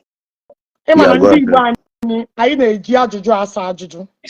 I have to reply you with that ajụjụ too. Mgbe Ken na-agba m war, ị nyere ego to continue or not? Ken, Palace of Justice. Ọwụ na improve ma Ken for 10 days na nyere any money to saga you. Saga am all your life. Okay. Ị nyere Ken ego for what? Ị nyere Ken ego maka gịnị? Ken ego mgbe o mere birthday, that was few months before when so jebe ebe Arsenal ojoro. Even ebe ọ gara papa na nga, I never contributed to anything ọ na ma mụ na atụrụ ya ego. O nwere mgbe you go to eme video jụọ Ezugo mbata na jụọ Ezugo. I complained to Ezugo. Somebody in the Ken ego ka ọ gba nwụọ. 100,000 na birthday. Somebody nye ego ka ọ bịa gba nwụọ based on ihe moto. One guy na-akpa afụ nwa ngotara Camry. The boy nwere ike ịnọ here. The guy sị na Camry ngotara ịmago na-enwe some issue. Onye Ken ego. So Ken nyere network Ken nyere 100,000 oge na birthday. O mee birthday. Reach out to me. Amaghị m onye gwere reach out to me. Maybe I don't call because of my uncle. Because of my uncle, ọ dịka nwa agụ nyere ego that period. Maybe ọ mana nwa agụ nwanne. So he reached out to me, nye 100,000. Ezo nye ezo, o postkwara ya na WhatsApp status. Ego na enwere n'issue. Ya na-ekwu, ọkara bụ 3 or 4 months before onwe nsogbu. Okay, my brother. Okay, my brother. I'm sorry to interrupt you. You know, when this Ifeanyi Oba thing started, Navy South. Very well. Good. Ifeanyi Oba name. Give me key question to me. IG, I don't know what is wrong with your network. You should have reached out to me, right? But you called on ex-convict platform. Saying that even that you have reached out to Nde Osumeni no here. Because I recorded you. Yeah, I recorded you. No. Okay, go ahead. It's not man reach out to you. I was very angry with you. Only reason. I'm being plain with you. I need to maybe tell you man. I'm angry with you. My wife. Why am I angry with you? It's just like you take it easy a wee way. In a way when I may reach out to you. Maybe the born a call. The same way can see a wee way. Okay, you are very close. When I mean close to my uncle, and you know that. You are very close to my uncle. My uncle na I find your band good poor man at 2, 3 in cabin. No. Ifeanyi na phone, so I will not train cabin in a buy capital as a call. I'm being real with you. So when video, I was very pissed off with you. I'm not gonna lie to you. And don't go another thing to quite correct. Almost something on Facebook. I stay clear. Kita complain about something. Okay, remember the day the man from Europe put on a call that was complaining about Wag, if you remember. That day I was with one go him in that they can put on a call for the first time. Yes. Yes. Even you accused me. You said because now I go with my uncle. Now he did not support. Yes. So whenever on an issue, maybe you have to do it to Wago. You always see me being aside. That's no matter how we judge. That didn't reach him out with Wago. Did I stop it or I didn't I stop it? I can respect him. Stop. Yeah, you stopped. Continue. Yeah, you make that reference. Will not even you think in that direction. Now because when I'm my uncle or one of them, I'm fighting for him. So sometimes with you more on Facebook. When I'm very few about her mother, I say, oh no, because no one name okay. Or because no uncle. So sometimes I stay clear. I had a matter of year. My name mother owner, I don't support almost comment you make people. Listen, I'm not support. I don't support anything. But my brother, you reach out to me here, Basarawago, but why can't you reach out to me in this Ifeanyi? You started calling in another place. No. Go and listen to that. Go and listen to that call, Iboro. Okay, right. My brother, because you know why? Let's assume. My brother, let's assume. Let me say I could you want your Newi, I will your Newi. When I give you like a brother to a sister. You should have called me. Okay, why did you say this? But even on that chastised, you went and contributed fire into the program. Yes, they contributed fire. Go and listen to your voice, my brother. You contributed fire. Okay, I stayed on issue. Listen, I know myself. I stayed on issue. On your platform, my agent will comment here, even on your platform. I know you won't block me. I don't insult people. Believe me, that's my nature. I'm a bad mother. So, here let me say I am moved by emotions more. I do go pissed off with you as a person somehow because Stop with me one level. You will still call me. because Ogechi I can drive now be Chicago about I'm not lying to you. If you say Chicago now I will come. It's 6 hours. I'll come and see you. So happen. Even ask him now capital or somebody like you have well capital or my cousin brother Uno. You can verify that. You can ask one guy. Okay. So what is it name? I was thinking maybe no gonna anything Jpac Merugu Newegi Maka Wago we have to go no ije that side. My brother, At least because of my brother. I pay my national law and I talk. I know. I never insulted Ifani. And when Benji Ifani in another man. And when Benji Ifani, you are in another man. I repeated what Jpac told me. That was exactly what I said. Jpac can repeat it. But people left the message and be fighting the messenger. Okay, I have fighted the messenger. The message I draw Mado. Message kind of fight. I have fight the messenger. And the Jpac it's my father, not your brother. Somebody could it's my father, not your brother. Platform now watch to be real with you. An eminent program yesterday. I know you saw the program. It's my woman meeting those so many president and vice here. My father, a well-respected man. Jpac improve la picture ya. But this saga. This saga don't belong to. Now, did you, after the program, did you call Jpac? What you did is wrong. I watch your Jpac. I never even saw Jpac do anything. If I lie, I'm happy I never watch. I'm not good at now. You on a Jpac email to your father, I condemn it in totality. Oh my God, okay, I've been real with you. I never watched Jpac. Jpac can confirm. Watch every day. No, I'm not watching. He can confirm that. I watch on Jpac and anything. I don't watch Jpac. Jpac and my uncle. The last time memory has back, you know, I married uncle.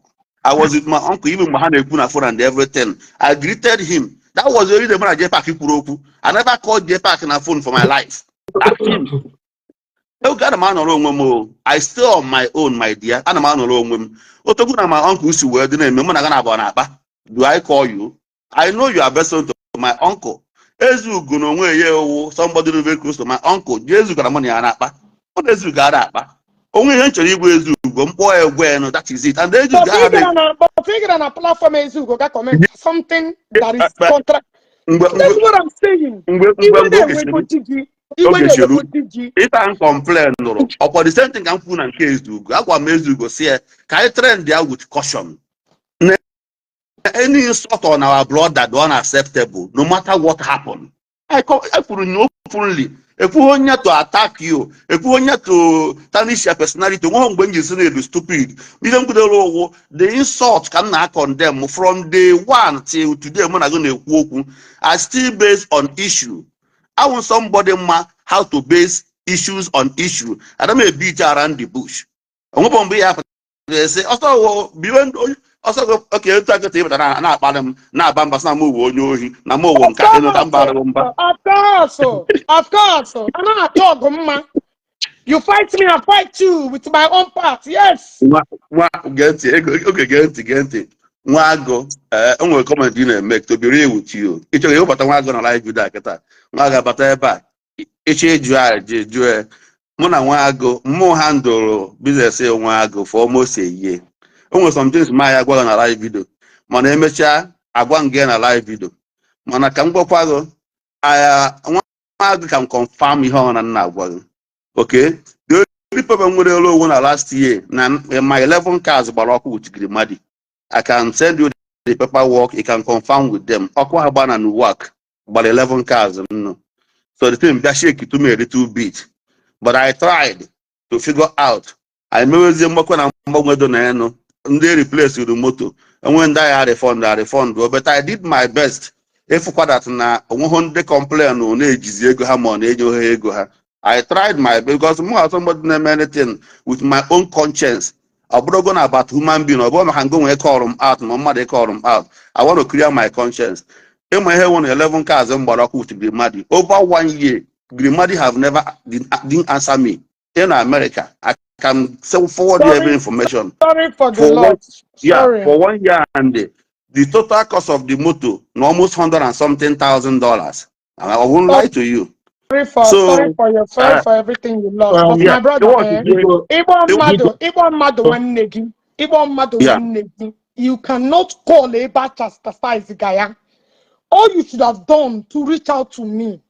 Okay.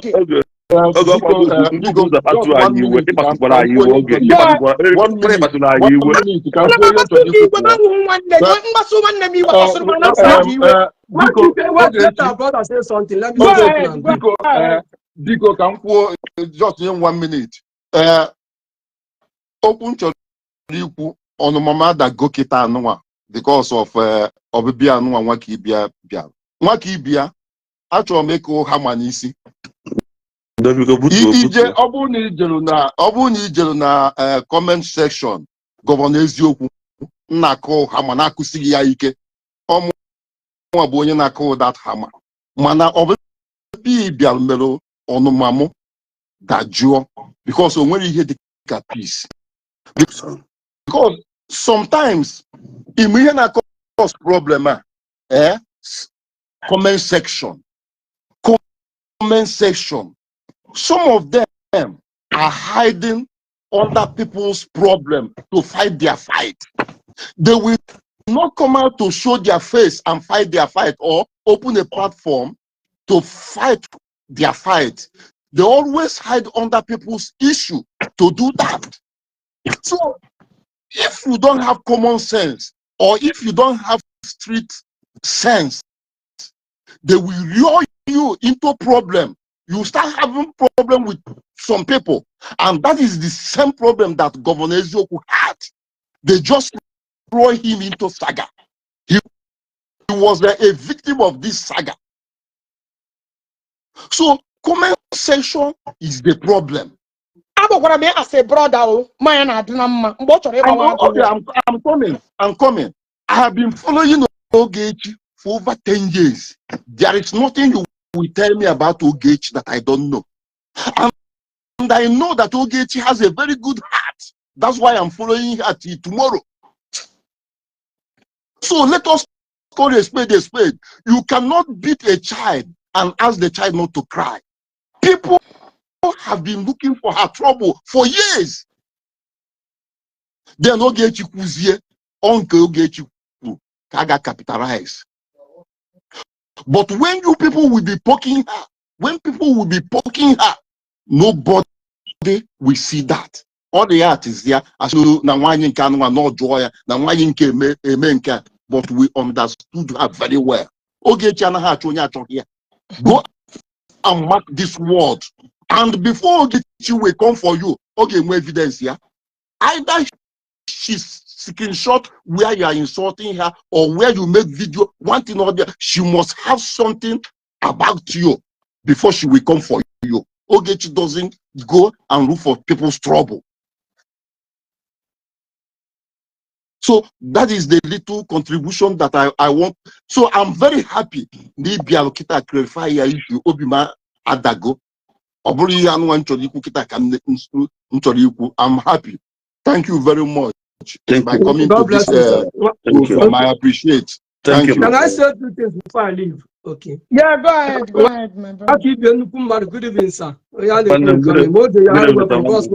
Welcome. Okay, am I free to air my own opinion? Am I free? Go ahead. Okay, you know, action and reaction is always equal and opposite according to third Newton's law. I know that the reaction you are taking now happen to be as a result of something. However, Rocky to be sang the song, he said that leaders always start war whenever they want. Sometimes they are for fun, sometimes they are right. You know, let's assume that you are right. Let me give you right because something happened. That's why you go that way.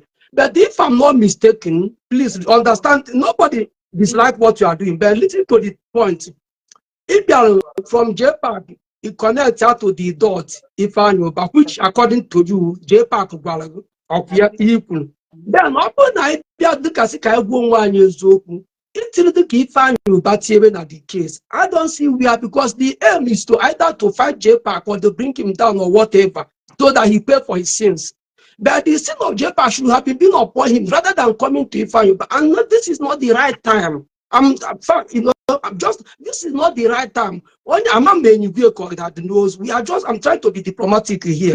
You have rights, I give you rights. Now, no way, just like I know they hurt you.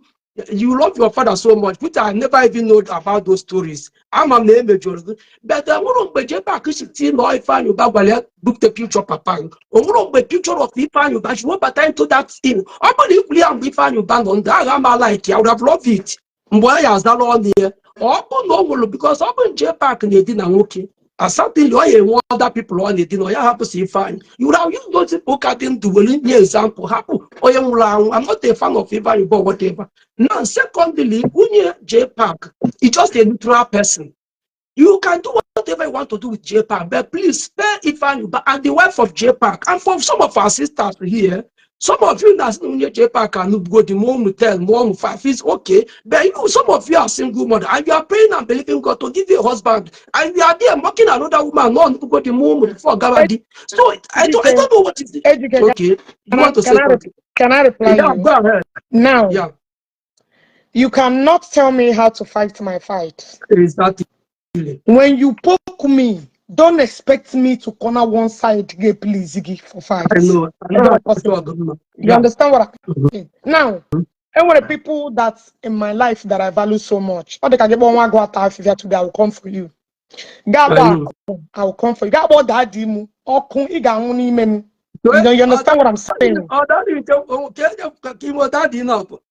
Yes, my spiritual father, that dear Bukobi. Yes. Okay. Yeah. Go ahead. It's none of your business.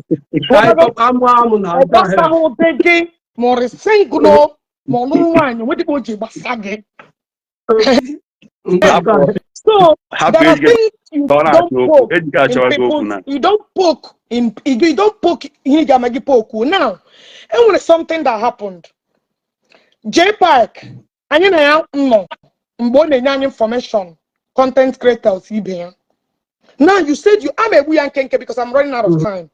Now, also now Nayano's with us. Yeah, busy to now go back to the content creators. Yeah, because they took the one yash. Now, she's here, but under against poison. Now, she's got the are you seeing it? I have warned him. Stay away from the church. You're not following the Kobe again. How could these people move on? Do your thing. We don't give a fuck. When Jpac did not Jpac. What the problem with Jpac? Jpac touching my father, Jpac have touched everything that concerns all my generation. So telling me that 1 year has nothing to do with it, I did not insult Ifanyu Bao. I will still say it tomorrow. I only said, I clarify you one way. All his words against my words. Okay. So telling me that I should not involve Ifanyu Bao. I know. The only place you will come in here is Ogechi. Why did you insult Ifanyu Bao? Go and re-listen that video.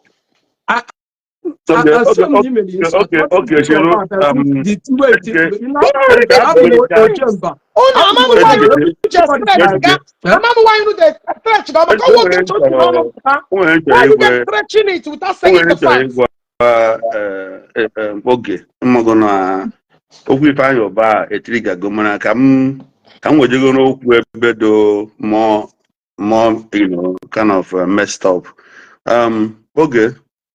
Oge biko o nwere na comment section comment something am ka nna m o si ya maka ibegide fie oge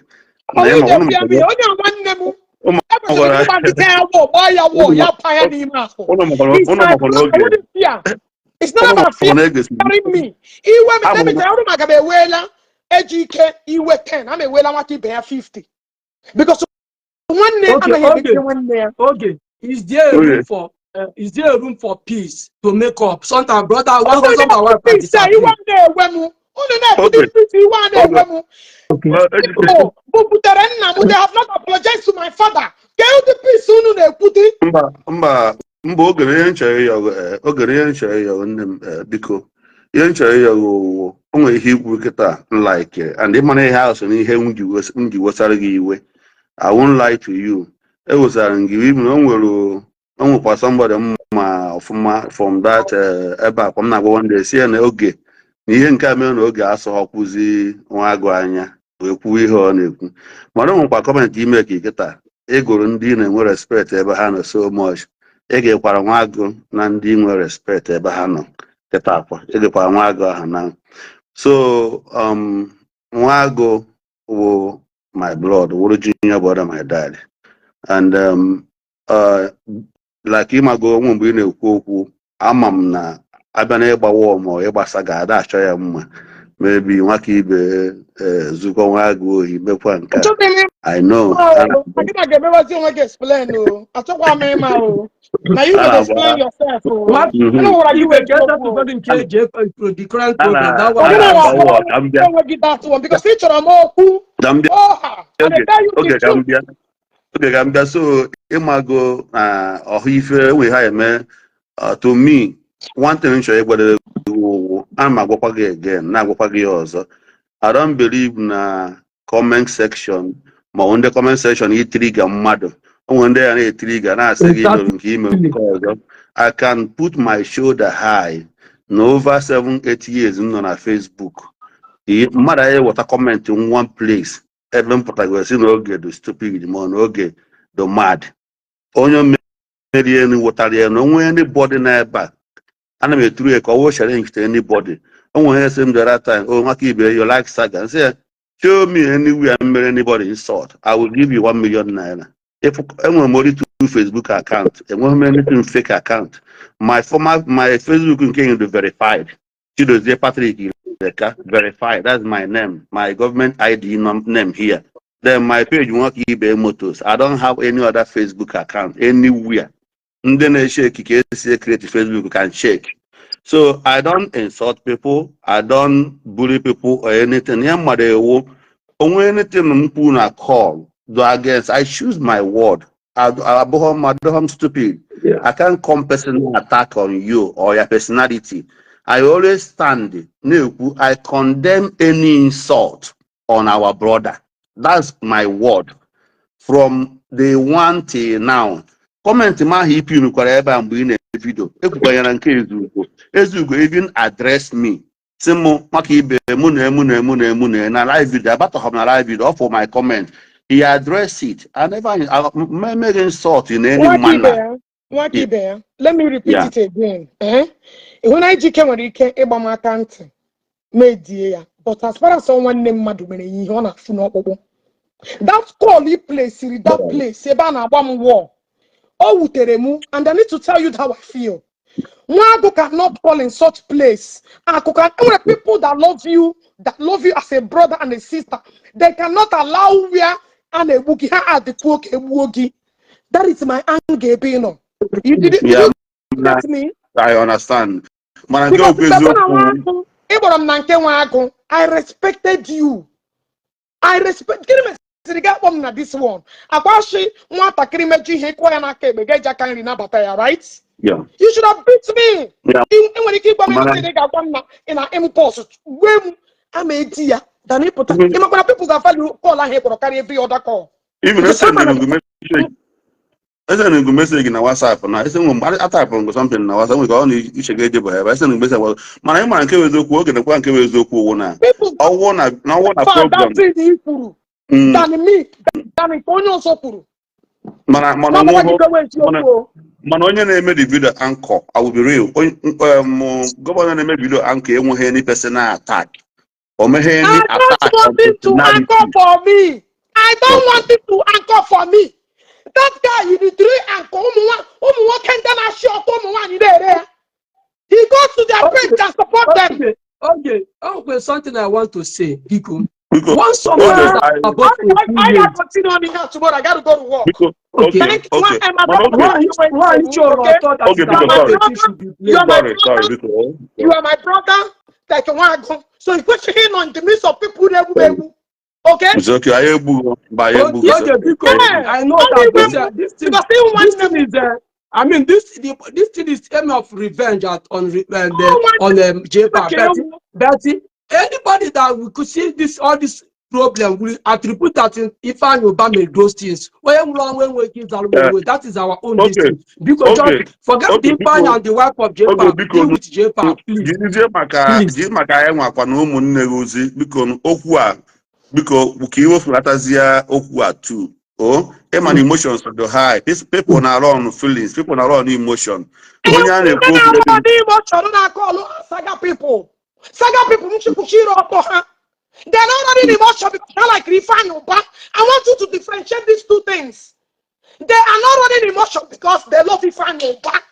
I want to. It's not about love. It's just about humanity sake. Imagine strangers. Ejike, listen. I want you to emphasize on reasons why you are saving this. Don't save it because you have opportunity you want to use to fight Ogechi. I said it last time. I know. I said I know. Cannot come and tell me that fighting personal attack, personal problem, you can do it. I know. You are not. About jury duty. Now, before get jury duty, I got you. Now, before case. Igbo yes a weapon because they get working a biased mind.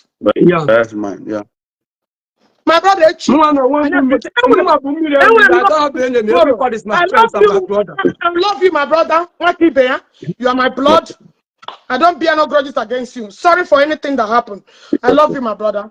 Thank you.